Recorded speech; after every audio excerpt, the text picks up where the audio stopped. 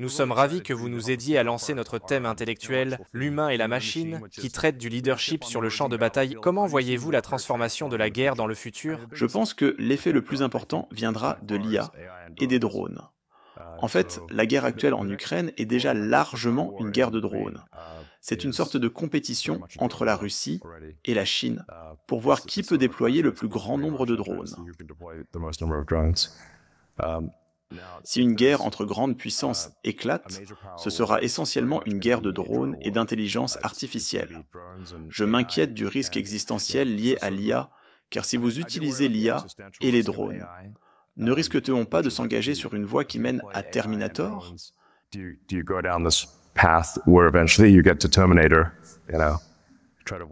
Il faudrait éviter cela, ce serait préférable. Il faut minimiser le risque, Terminator. Mais en réalité, quand vous fabriquez des drones militaires, vous créez des Terminators. Je pense qu'on sera en quelque sorte forcé de donner aux drones une IA localisée, car une IA distante ne peut pas contrôler aussi bien qu'une IA localisée.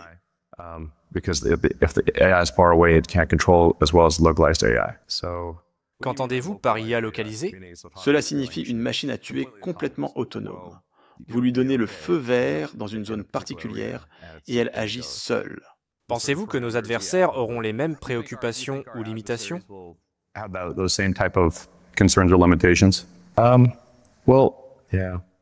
Cela dépend du niveau de risque existentiel dans ces guerres. Si c'est une guerre régionale, je pense que ce sera plus modéré. Si cela va au-delà d'une guerre régionale, alors toutes les limites disparaissent. Vous commencez alors à déployer des choses que vous ne voudriez vraiment pas déployer. Espérons que cela n'arrive pas. Si l'on regarde les conflits contemporains, vous conviendrez que les machines ne font pas que perturber la guerre. Elles sont désormais omniprésentes. Les drones seront massivement prépondérants dans tout conflit entre puissances disposant d'une technologie significative. Ma conviction personnelle est qu'il sera probablement trop dangereux d'avoir des humains en première ligne. Ce seront les drones qui seront en première ligne. C'est trop dangereux. En raison de la létalité, c'est trop dangereux d'avoir des humains en première ligne. Prenez les fusils de précision contrôlés par ordinateur, ils ne ratent jamais leur cible.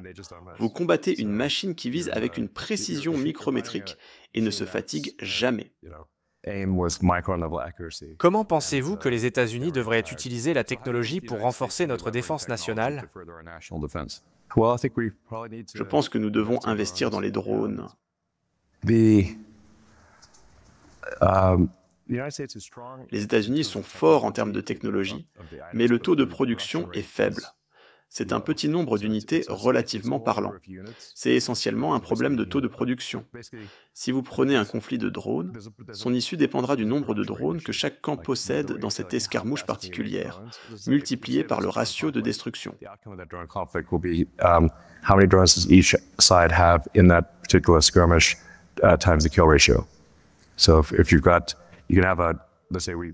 Si vous avez un ratio de destruction de 2 contre 1, mais que l'autre camp a 4 fois plus de drones, vous allez quand même perdre. Pensez-vous que notre base industrielle peut augmenter sa production pour atteindre le volume de drones dont vous parlez? Je pense que ce sera le plus grand défi. Elle peut augmenter sa production, mais ce n'est pas le cas actuellement. Pourquoi? Je pense que c'est lié aux achats. Je lis beaucoup d'histoire militaire. En fait, j'utilise des livres audio sur l'histoire militaire pour m'endormir. Je trouve le sujet très intéressant. L'une des choses qui tend à se produire est que les pays sont généralement équipés pour combattre la dernière guerre, pas la prochaine. Et c'est difficile de changer. Regardez les uniformes au début de la Première Guerre mondiale. Les tactiques et les stratégies qu'ils utilisaient n'étaient pas significativement différentes de l'ère napoléonienne. Les Français marchaient à la guerre avec des uniformes aux couleurs vives. Ça avait fière allure. Ce n'est pas ce que vous voulez. Quand quelqu'un essaie de vous viser avec une arme, Vous ne voulez pas un bel uniforme. Vous voulez un uniforme qui se fond dans l'environnement. Il y a donc une tendance à s'équiper pour combattre la dernière guerre des États-Unis. La guerre froide, je suppose. Il faut généralement un choc pour s'adapter. Je recommanderais de s'adapter maintenant. On voit déjà des startups comme Anduril et quelques autres qui ont une approche différente. Tout se résume à « Pouvez-vous fabriquer beaucoup de drones et quel est leur ratio de destruction ?» Il y a eu récemment un rapport indiquant que le président Zelensky avait annoncé qu'en février 2025, les Ukrainiens produiraient 1 million de drones. Cela semble faisable, et c'est une question de processus dont nous parlerons dans un instant. Mais comme vous disiez qu'on ne peut plus avoir d'humains en première ligne, vous n'avez pas encore créé d'entreprise qui résout le problème du vieillissement, n'est-ce pas? Non. Je me demande si nous devrions résoudre le problème du vieillissement. C'est un excellent point. J'aimerais que ça s'arrête parfois. Oui. Combien de temps voulez-vous que Kim Jong-un vive? C'est un excellent point. Mais projetons-nous dans 50 à 100 ans. Comment voyez-vous cette évolution? Et je pense que cela pourrait concerner Neuralink. Comment voyez-vous cette évolution entre l'humain qui ne peut peut-être plus être en première ligne et la technologie qui y est? Comment les garder au centre, intégrés et synchronisés? Comment cela va-t-il fonctionner selon vous? Les communications sont essentielles. Il est très important d'avoir des communications spatiales qui ne peuvent pas être interceptées. C'est ce que propose Starlink. Starlink est l'épine dorsale du système de communication militaire ukrainien, car les Russes ne peuvent pas le bloquer. C'est pratiquement la seule chose qu'ils ne peuvent pas bloquer. Sur les lignes de front, toutes les connexions par fibre sont coupées, les tours de téléphonie mobile sont détruites et les liaisons satellites géostationnaires sont brouillées. Starlink est le seul système qui fonctionne. Et le GPS est également brouillé. Le signal GPS est très faible. Mais Starlink peut aussi fournir des capacités de localisation. C'est donc un avantage stratégique très significatif. Et quand vous essayez de communiquer avec les drones, ils ont besoin de savoir où ils sont et de recevoir des instructions. Sans communication ni positionnement, les drones ne fonctionnent pas. C'est absolument essentiel. Trouvez-vous important qu'il y ait toujours cette communication entre l'humain et la machine ou le drone? Oui, absolument. Il y a une question de l'état actuel des choses par rapport à ce qu'elles seront dans 10 ans. Je dois dire que je regarde l'avenir avec une certaine appréhension. Je dois parfois suspendre volontairement mon incrédulité pour pouvoir dormir. Car je pense que nous nous dirigeons vers un futur assez fou, et je suis naturellement une personne optimiste. Mais l'intelligence artificielle va devenir tellement performante, y compris l'intelligence artificielle localisée. Au rythme actuel, vous aurez une IA de niveau humain qui pourra fonctionner sur un drone.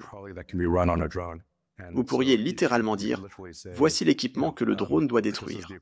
Il reconnaîtra l'équipement à détruire et s'en chargera. Une grande partie de votre travail chez Neuralink est liée au fait que l'IA va rapidement dépasser, selon vous, la capacité humaine à la contrôler. J'aimerais pouvoir dire non, mais la réponse est oui. D'abord, dans combien de temps pensez-vous que cela arrivera? Que l'IA aura évolué au point où les IA peuvent commencer à travailler ensemble, même en s'appuyant sur des ordinateurs de manière décentralisée, dépassant ainsi la capacité humaine à influencer leur fonctionnement. Je pense que les humains pourront influencer son fonctionnement pendant longtemps encore. C'est un sujet ésotérique qui mène à des spéculations assez folles. Je pense que, dans une certaine mesure, les IA voudront les humains comme source de volonté. Si vous pensez au fonctionnement de l'esprit humain, il y a le système limbique et le cortex, vos instincts de base et la partie pensante et planificatrice de votre cerveau. Mais vous avez déjà une troisième couche qui est toute l'électronique que vous utilisez, vos téléphones, ordinateurs, applications. Vous avez donc déjà 3 niveaux d'intelligence. Mais tous ces éléments, le cortex et l'intelligence machine, votre troisième couche cybernétique, essaient de rendre le système limbique heureux, car c'est lui la source de la volonté. Il se pourrait donc que les IA veuillent simplement rendre les humains heureux. Une partie de ce que Neuralink essaie de faire est d'améliorer la bande passante de communication entre le cortex et la couche tertiaire numérique, car notre bande passante de sortie est inférieure à 1 par seconde par jour. Il y a 86 400 secondes dans une journée et vous ne produisez pas 86 400 tokens. Regardez le nombre de mots que je peux dire dans ce forum, d'un point de vue théorie de l'information. Quelle quantité d'informations puis-je transmettre? Pas beaucoup, car je ne peux dire qu'un petit nombre de mots. Pour transmettre une idée, je dois prendre un concept dans ma tête, le comprimer en un petit nombre de mots, et essayer d'anticiper comment vous allez décompresser ces mots en concepts dans votre propre esprit. C'est ça, la communication. Votre cerveau fait beaucoup de compression, décompression, et a une très faible bande passante de sortie. Neuralink peut augmenter cette bande passante de plusieurs ordres de grandeur. Vous n'aurez plus besoin de passer autant de temps à comprimer les concepts en mots. Vous pourrez faire de la télépathie conceptuelle. C'est l'idée derrière Neuralink. C'est destiné à être une atténuation du risque existentiel de l'IA. Vous parlez d'alignement. Pouvez-vous expliquer ce que vous entendez par alignement pour que tout le monde comprenne?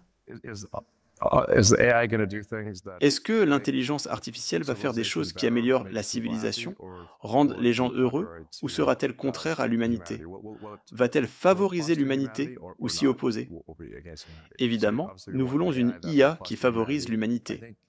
En développant une IA pour favoriser l'humanité, j'ai beaucoup réfléchi à la sécurité de l'IA. J'ai probablement eu 1 millier d'heures de discussion à ce sujet. Ma conclusion finale est que la meilleure approche pour la sécurité de l'IA est d'avoir une IA qui recherche maximalement la vérité et qui soit aussi curieuse. Si vous avez ces deux caractéristiques, je pense qu'elle favorisera naturellement l'humanité, parce que les gens veulent voir comment l'humanité se développe. L'humanité, c'est plus intéressante que la non-humanité. Vous savez, j'aime Mars, je suis un grand fan de Mars, évidemment. Je pense que nous devrions devenir une civilisation multiplanétaire. C'est très important. Mais l'objectif de SpaceX est de rendre la vie multiplanétaire. C'est la raison pour laquelle j'ai créé l'entreprise et que nous développons Starship au sud du Texas. Cette fusée est beaucoup trop grande pour les satellites uniquement. Elle est destinée à établir la vie sur Mars, pas seulement à y envoyer brièvement des astronautes, mais à construire une ville sur Mars qui soit finalement autosuffisante.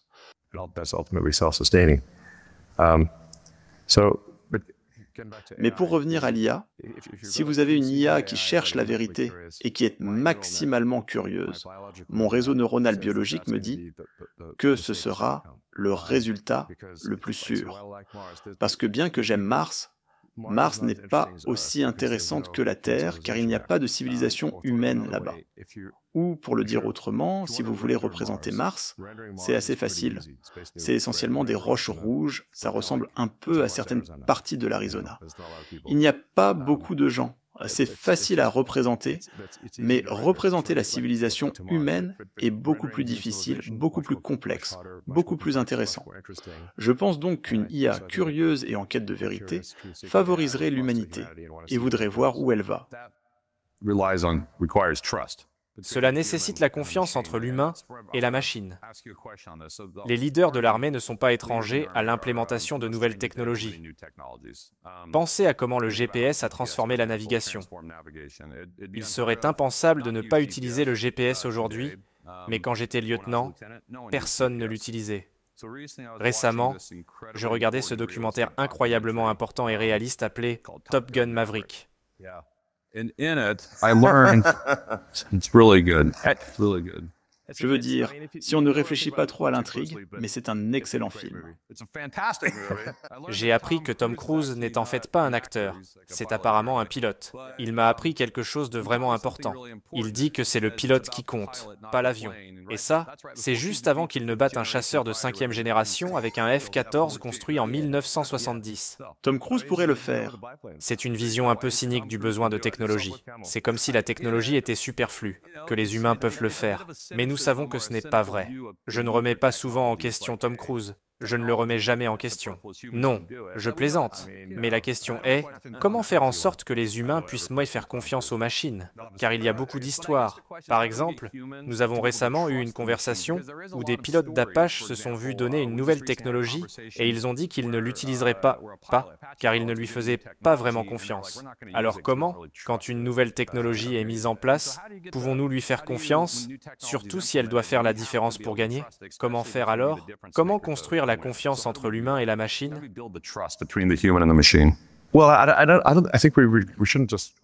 Je pense que nous ne devrions pas automatiquement faire confiance à ces choses.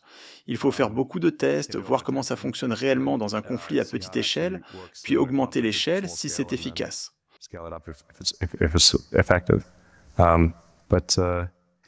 Je dois dire que je ne suis pas sûr, par exemple, heureusement ce n'est pas une réunion de l'armée de l'air, mais je ne suis pas sûr qu'il y ait beaucoup d'avenir pour les pilotes de chasse. Parce que si vous avez un essaim de drone qui vous arrive dessus, quelle est la capacité de survie du pilote dans l'avion de chasse? Soyons honnêtes. Si vous comparez un drone à un avion de chasse, à quel point est-il facile de fabriquer un drone? C'est au moins 10, peut-être 100 fois plus facile de faire le drone. Et vous pouvez vous permettre de sacrifier les drones, alors que les pilotes, vous ne voulez pas les sacrifier. Mon intuition est qu'en fait, l'ère des avions de combat pilotés par des humains touche à sa fin.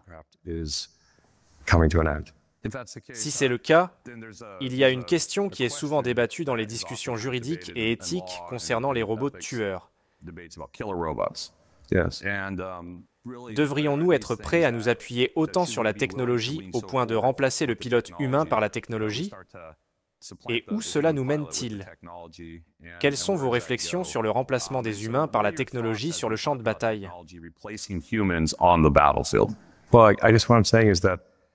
Ce que je dis, c'est qu'en première ligne, il n'y aura que des drones, et tout humain pris dans les tirs croisés sera tué.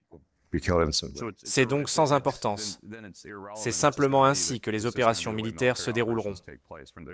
Si vous choisissez d'être là, vous êtes en désavantage significatif. Pensez simplement que vous avez des drones qui scannent constamment en infrarouge et dans le visible. S'il y en a des milliers ou des dizaines de milliers, vous avez parlé d'1 million que l'Ukraine va fabriquer, c'est bien. Vous avez 1 million de drones qui arrivent sur vous. Voulez-vous être là avec un fusil d'assaut pour essayer d'abattre des drones? Ce ne sera pas une bonne situation. Je pense qu'il y a une possibilité si vous passez complètement en analogique. Si vous pouvez faire une sorte d'explosion électromagnétique, cela pourrait neutraliser tous les appareils électroniques, mais alors vos propres équipements électroniques seront également neutralisés. Donc vous devrez être soit totalement analogique, soit totalement numérique. Je pense qu'il y aurait en fait un rôle pour un avion de chasse s'il était totalement analogique avec des commandes mécaniques. Car alors vous pourriez faire une explosion électromagnétique, neutraliser les drones. Ça pourrait être un autre film de Tom Cruise, peut-être. Un avion totalement analogique et tous les drones tombent du ciel à cause d'une bombe électromagnétique.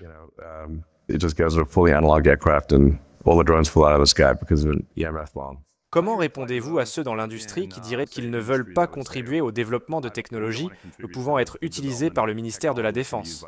Nous devons construire la confiance avec la base industrielle et la société. Comment faire? Je suis très pro-militaire, pour être clair. Votre public va aimer ça.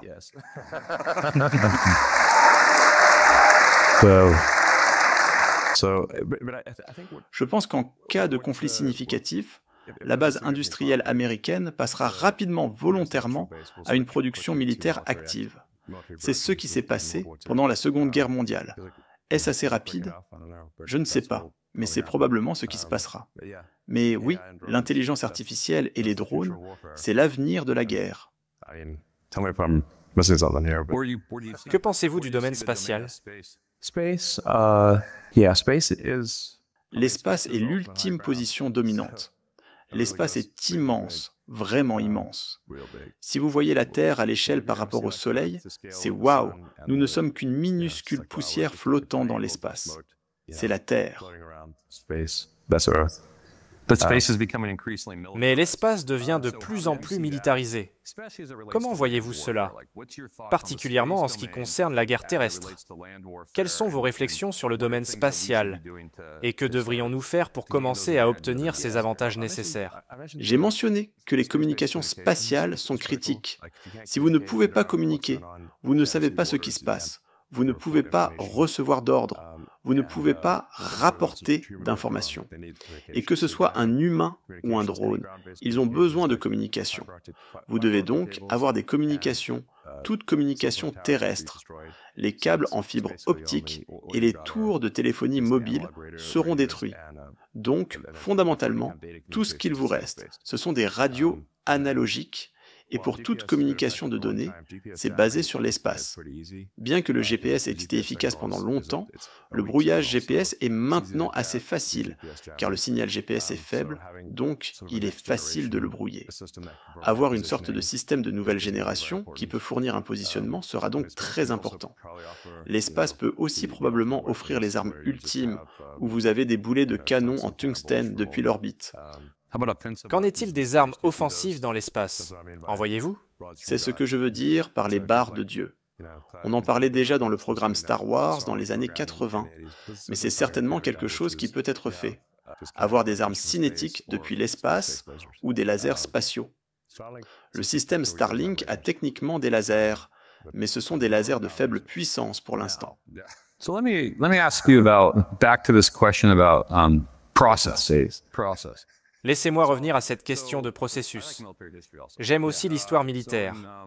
J'aime toutes les disciplines à West Point d'ailleurs. Je les aime toutes.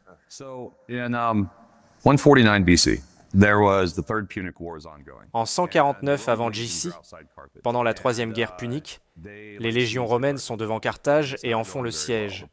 Mais ça ne se passe pas très bien. Les proconsuls en charge sont passifs, réticents au risque. Et il y a un jeune homme de la célèbre lignée des Scipions, c'est Scipion Émilien, le petit-fils adoptif de Scipion l'Africain. Et Scipion est le seul qui fait quelque chose. Alors Caton l'Ancien, assis au Sénat, dit « Lui seul pense encore, les autres ne font que flotter dans l'ombre. » Il voulait Scipion aux commandes. Le problème était que Scipion était trop jeune. Il fallait avoir 42 ans pour être proconsul. Et Caton disait « Je m'en fiche, c'est l'homme qu'il nous faut. » Et bien sûr, nous savons comment s'est terminée la Troisième Guerre punique, car nous connaissons Rome et non Carthage. Ce que Caton voulait dire, c'est qu'il faut des leaders innovants, créatifs et entreprenants. C'est ce qui est nécessaire. Les processus ne valent que par ceux qui les dirigent.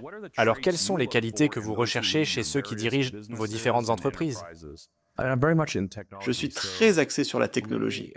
Pour moi, si quelqu'un doit diriger quelque chose en technologie, il doit lui-même être bon en technologie. S'ils vont diriger quelque chose qui implique de l'ingénierie complexe, ils doivent eux-mêmes être bons en ingénierie.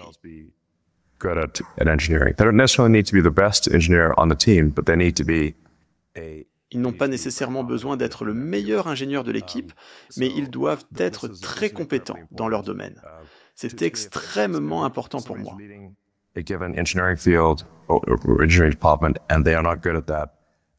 Ce serait comme un capitaine de cavalerie qui ne sait pas monter à cheval. Problème, grand leader à tout point de vue, sauf qu'il ne sait pas monter à cheval. Et puis vous devez charger au combat, et le capitaine de cavalerie tombe du cheval. Ce n'est pas inspirant. Un capitaine de cavalerie doit savoir monter à cheval. Il n'a pas besoin d'être le meilleur cavalier, mais il doit être compétent à cet égard. Sinon, il ne peut pas évaluer le talent de l'équipe. Et ils ne comprennent pas la technologie qui est développée.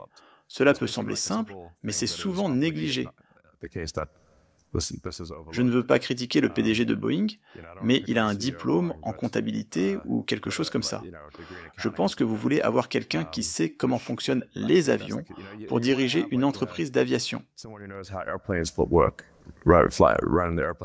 Je suppose que je dois rayer de ma liste le poste de président-directeur général de Boeing.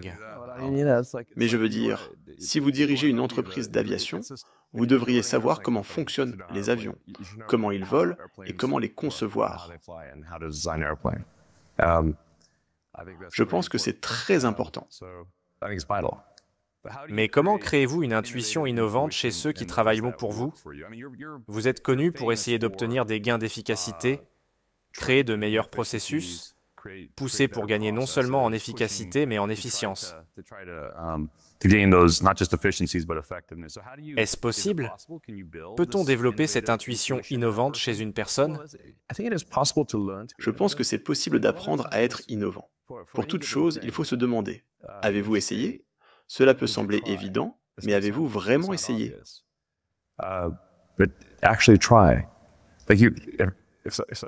Quelqu'un pourrait se demander, puis-je être innovant? Eh bien, avez-vous essayé? Essayez de penser à des idées intéressantes. Je trouve qu'une bonne source d'innovation est de lire sur beaucoup de domaines différents. Vous pouvez alors faire des connexions d'idées d'un domaine à l'autre. Prenez SpaceX et Tesla. L'industrie automobile est très bonne en fabrication. En termes de fabrication de machines complexes en volume, l'industrie automobile est la meilleure. L'industrie spatiale est très bonne en matériaux avancés et en fabrication de choses très légères. Alors prendre les matériaux avancés et les concepts d'optimisation de masse de l'industrie spatiale et les appliquer à l'automobile, et prendre les techniques de production de masse de l'automobile et les appliquer à l'espace, c'était comme un super pouvoir. Mais quand vous parlez d'innovation et que vous dites que les gens peuvent essayer, cela signifie que vous devez être prêt à les laisser échouer. Où tracez-vous la ligne entre l'imprudence et l'excès de prudence? Si vous n'échouez pas au moins de temps en temps, vous n'essayez pas assez fort. Vous devez échouer parfois. C'est plus comme une moyenne au baseball. Quelqu'un devrait avoir une bonne moyenne, mais personne ne frappe 1000. Mais si quelqu'un frappe 0 tout le temps, il faut le remplacer. J'ai un algorithme simple basé sur les principes fondamentaux qui, je pense, pourrait être très utile. Et je me le répète comme un mantra, car j'ai fait cette erreur tant de fois.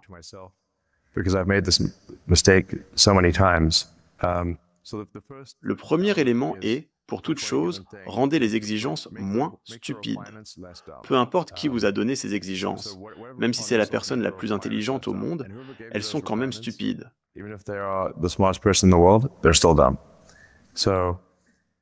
C'est là où les achats militaires se trompent dès le départ, avec des exigences excessives. Vous obtenez un document géant d'exigences qui devrait en fait tenir sur une page. Donc première étape, simplifiez et rendez les exigences moins stupides. Parce que si vous ne faites pas ça en premier, vous pouvez obtenir la bonne réponse, mais à la mauvaise question. Si la question est mauvaise, peu importe. L'étape 2 est de supprimer la partie ou l'étape du processus. Et si vous ne remettez pas 10% de ce que vous avez supprimé, vous n'avez pas assez supprimé. C'est peut-être très évident, mais c'est très efficace.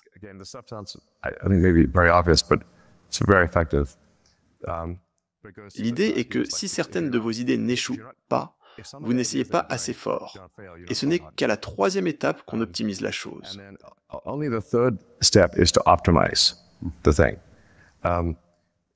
Une des erreurs que je vois souvent faire par les gens intelligents, surtout les ingénieurs intelligents, c'est d'optimiser quelque chose qui ne devrait pas exister. Ça semble évident, non? C'est comme essayer de faire le meilleur biplan en tissu du monde. En fait, non. Nous devrions avoir des avions à réaction à la place. Et l'étape 4 est d'aller plus vite. Encore une fois, ça semble vraiment évident, mais les gens n'essaient tout simplement pas d'aller plus vite. La première étape serait d'automatiser quelque chose, mais seulement après avoir fait ces 4 autres choses. La raison pour laquelle j'ai ce mantra, c'est que j'ai personnellement plusieurs fois automatisé quelque chose, accéléré, optimisé, puis supprimé. Et je me dis, attends, j'en ai marre de reculer. Si vous utilisez cet algorithme simple dans de nombreux domaines de la vie, vous serez choqué de voir à quel point il est efficace. Étonnamment, nous sommes déjà à court de temps. Alors laissez-moi vous demander ceci. Si vous pouviez choisir une seule qualité essentielle pour que nos futurs officiers réussissent, quelle serait-elle? La curiosité. Tant que vous n'êtes pas un chat, mais la curiosité. Essayez de lire autant que possible, d'apprendre autant que possible dans de nombreux domaines différents et appliquer la pensée critique à tout ce qu'on vous dit. Merci. Au nom du lieutenant-général Gillen et de toute l'Académie, nous sommes vraiment reconnaissants que vous soyez ici. Nous sommes vraiment reconnaissants que vous ayez pris le temps de nous aider à célébrer l'excellence du corps enseignant et des cadets, et de partager votre sagesse avec nous, car nous réfléchissons vraiment à ce que nous devons faire pour réussir, car nous avons une mission assez importante, une mission où l'échec n'est pas une option, qui est de combattre et de gagner, et nous sommes concentrés là-dessus. Eh bien, à mon avis, et probablement celui de beaucoup de gens, l'Amérique est comme Atlas qui soutient le monde libre, et vous êtes les bras d'Atlas. And you are the arms of Atlas. Thank you, Mr. Musk.